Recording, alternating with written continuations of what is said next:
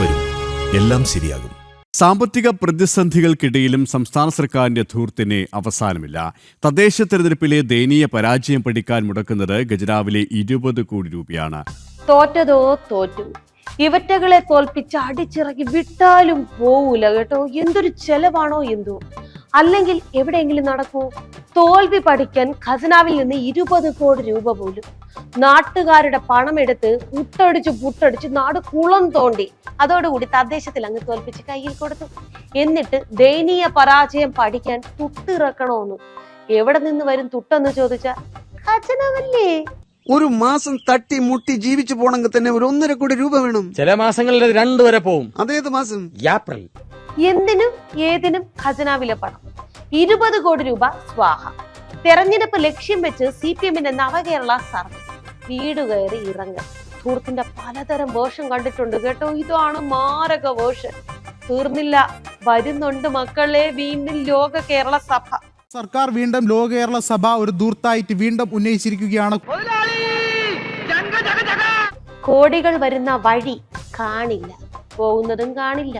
ജനുവരി 29-നാണ് ഉദ്ഘാടന മാമാങ്കം. 30-നും 31-നും നിയമസഭാ മന്ദിരത്തിൽ അങ്ങ് സമ്മേളനം.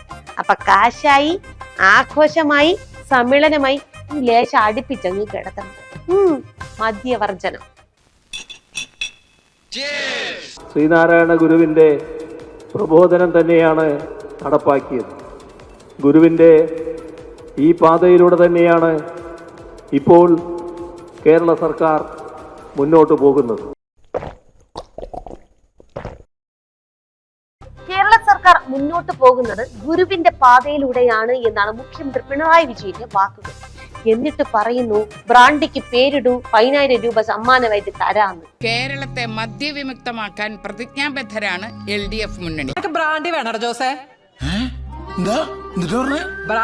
ബ്രാൻഡി മദ്യവരെ ബോധവൽക്കരിക്കാൻ സമഗ്രമായ പദ്ധതികളുമുണ്ട്. തള്ളിന് മാത്രം ഒരു കുറവുമില്ല. കാരണഭൂതൻ എന്തു പറഞ്ഞാലും വിശ്വസിക്കാൻ കുറെ അന്തം. ബ്രാൻഡിക്ക് പേരിട്ടാൽ 10,000 രൂപ പോയിട്ട് 10 രൂപയെങ്കിലും കിട്ടുമോ എന്ന് തോന്നുന്നില്ല. എങ്കിലും ഒരു പേരങ്ങ് നിർദ്ദേശിക്കാൻ പറഞ്ഞതല്ലേ. എന്നാ പിടിച്ചോ കിടുക്ക് പേര്, കപ്പിത്താൻസ് ബ്രാൻഡി. ചുരുക്കി കെ ബ്രാൻഡി എന്നും വിളിക്കാം. എന്താ പേര്?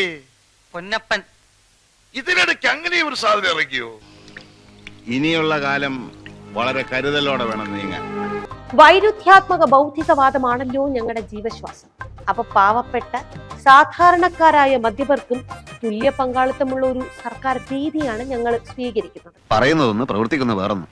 ദൈവമില്ല, അമ്പലമില്ല എന്നൊക്കെ വിളിച്ചു പോകും. എന്നിട്ട് ആരും കാണാതെ തലയിൽ മുണ്ടും പോലിച്ച് ദൈവത്തെ തൊഴാൻ പോകും. നുണ പറയുന്നവരെ തിരിച്ചറിയുക. നിങ്ങളുടെ വോട്ട് LDF-ന് തന്നെ നൽകുക. പറയുന്നതൊന്ന്, പ്രവർത്തിക്കുന്നത് വേറൊന്ന്. കഷ്ടം. ഒരു ഗവൺമെന്റ് ഇത്രയും അധപ്പതിക്കുന്നത് കാണുമ്പോഴേ ശരിക്കും പറഞ്ഞ സങ്കടമുണ്ട്. താഴെത്തട്ടിലുള്ളവന്റെ പാർട്ടി എന്നാണ് വിശേഷണം. എന്നിട്ട് എന്തൊക്കെയാണോ എന്തോ കാട്ടിക്കൂട്ടുന്നത്.